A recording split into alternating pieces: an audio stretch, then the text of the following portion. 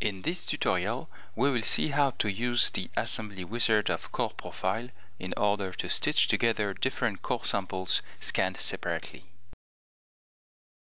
More than that, every core will be realigned and the core holder will be automatically removed.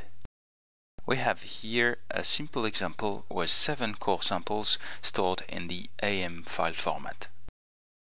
In order to assemble them, we will need the core diameter, which we can obtain by loading one of the files, make sure inches is the current display unit, and measuring the diameter with the line tool.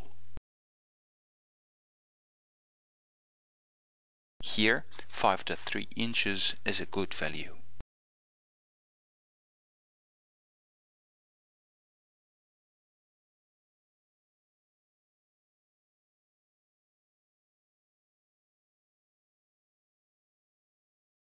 Let's launch the assembly wizard in the core profile workspace.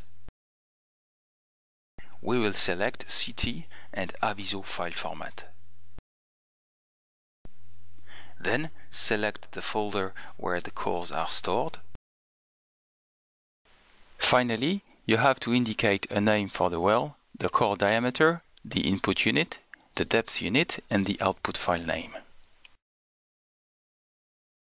The generated file will be an LDA file dedicated to interactive visualization regardless of the data size, even hundreds of gigabytes.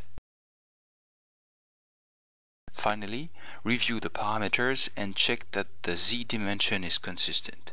If not, check and modify the input unit.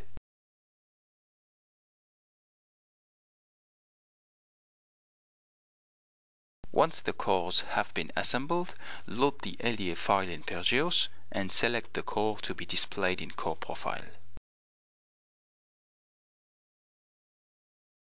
We will here display a cylindrical view that is lively updated when we change the radius of the cylinder.